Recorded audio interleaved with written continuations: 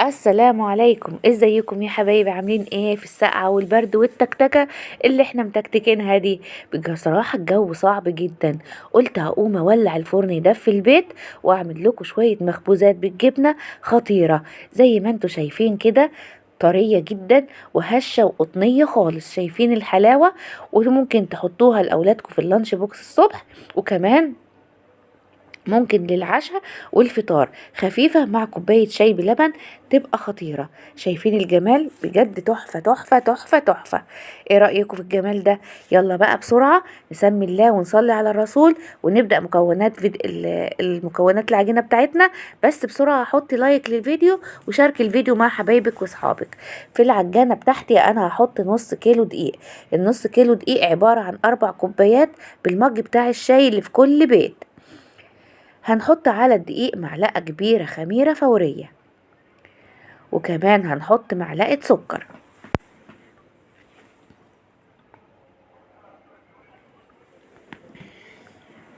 وهحط معلقة بيكنج باودر. انا بحب البيكنج باودر في المعجنات، بيخليها هشة وجميلة. زي ما انتوا شايفين كده حطيت نص كيلو دقيق، معلقة كبيرة خميرة، معلقة كبيرة سكر، ومعلقة بيكنج باودر، وهحط نص معلقة ملح. كده المكونات الجافة بتاعتي كلها جاهزة. هحط عليها بضاية بدرجة حرارة المطبخ طبعا، وهحط عليها معلقة خل او معلقتين خل، معلقة كفاية عشان احنا حاطين بيكنج باودر. وهجيب بقى الكف بتاع العجان وهركبه في العجان بتاعي زي ما انتوا شايفين، وهحط كوباية مية. النص كيلو بياخد من كوباية لكوباية الا ربع، بس انتي حطي الكوباية وبالتدريج عشان نوع الدقيق بيختلف. وهشغل العجان واسيبها تتعجن كويس جدا جدا، مش اقل من 10 لربع ساعة، من 10 دقايق لربع ساعة. تتعجن كويس قوي. احلى حاجة بتدي نتيجة كويسة عجن العجين كويس جدا، بالذات في المعجنات. يلا وانت بتتفرجي على الفيديو ما تنسيش تحط اللايك للفيديو وتبعتيه لكل صحابك. ارفعوا الفيديو وشيروه كتير كتير كتير، واعملوا لايك للفيديو علشان يوصل لمعظم الناس وكل الناس تجرب وصفتنا. اعملوها بنية ان الفايدة تعم. العجان طبعا شغال اهو ونازل عجن ولت في العجينة علشان اخد عجينة جميلة. بعد ما العجينة تتعجن هنزل بمعلقتين زيت او معلقتين زبدة متدوبة، يعني مش سخنة. كده العجينة بتاعتي جهزت. شايفين؟ ملبن ملبن ملبن ملبن. شايفين الجمال؟ جميلة جدا زي العسل.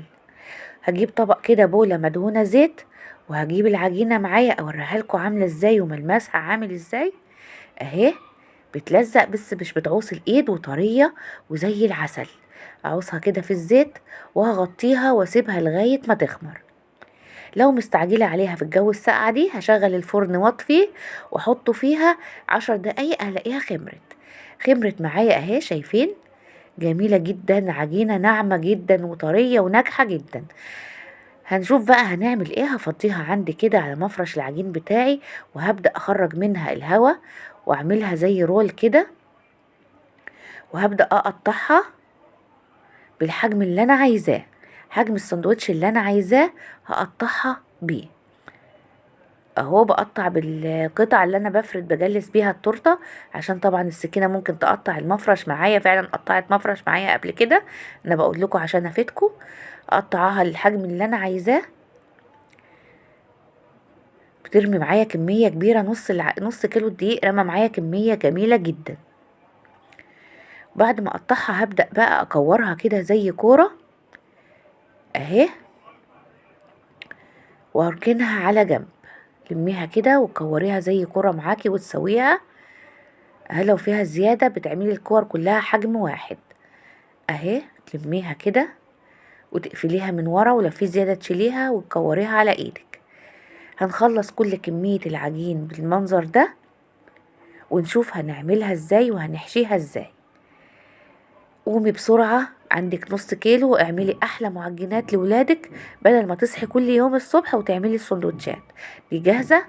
هتسخنيها في الميكرويف، ممكن تعملي كمية كبيرة وتحطيها في الفريزر وتطلعيها تسخنيها في الميكرويف او تسيبيها بس بره تفك، وهتبقى اكنها لسه جاية من الفرن. هجيب بقى الجبنة بتاعتي اللي هحشيها، دي جبنة قديمة اسطنبولي او بيقولوا عليها براميلي. وهحط الجبنة جوه العجينة كده بعد ما اعملها شكل مربع او بيضاوي، واتني من ناحيتين وهلفها رول، وبعدين اقفلها كويس واسويها اهي زي ما انتوا شايفين كده. واحط العجينة، اقفل من الناحيتين ومن فوق، والف رول واقفل تحت كويس، اهم حاجة تقفلي. وبعد كده تلفيها وبتحطي في الصينية الناحية اللي احنا قفلنا منها العجينة لتحت اهو. شايفين؟ طريقة سهلة جدا وسريعة. عايزة تعمليها زي قرص عادي، ممكن تعمليها قرصة وتحطيها وتقفليها برضو كويس جدا، وتعمليها شكل مدور زي القرصة.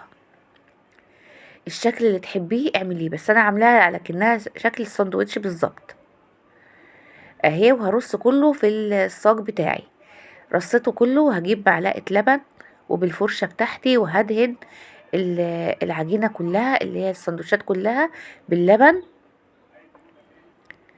لو ما عندكيش لبن بمعلقتين مية باردة برضو هترشي رشة احنا بنحطه عشان يدي لون حلو، عشان السمسم يمسك فيه.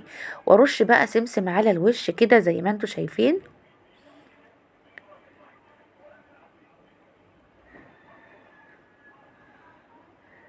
ارش السمسم على وش المعجنات دي، ما فيهاش لبن، فالسمسم مش هيمسك، فهرجع ادهنها تاني بالفرشة اهو علشان تمسك معايا السمسم فيها، وبتدي لمعة حلوة قوي.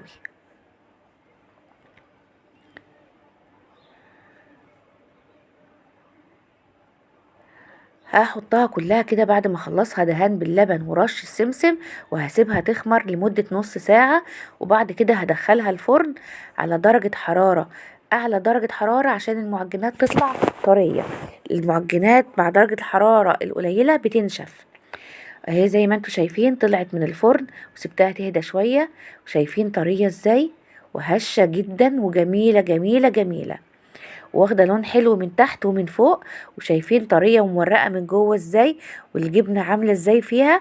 بجد تحفه، جربوها وهتدعولي. وعايزه تعليق حلو منكم، تقولوا لي رايكم ايه في الفيديو، وعايزيني اعمل لكم ايه في الفيديو الجديد. اشوفكم ان شاء الله على خير في فيديو جديد. ما تنسوش تعملوا لايك للفيديو وتشارك الفيديو مع حبايبك واصحابك. واللي اول مره يشرفني ياريت يعمل سبسكرايب للقناه ويفعل الجرس علشان يوصلوا كل جديد وحصري من فيديوهاتي ان شاء الله. اشوفكم ان شاء الله على خير في فيديو جديد من قناة أكلة وفكرة مع سمية. ولو عايزة تروحي صفحتي، صفحة أكلة وفكرة مع سمية على الفيسبوك.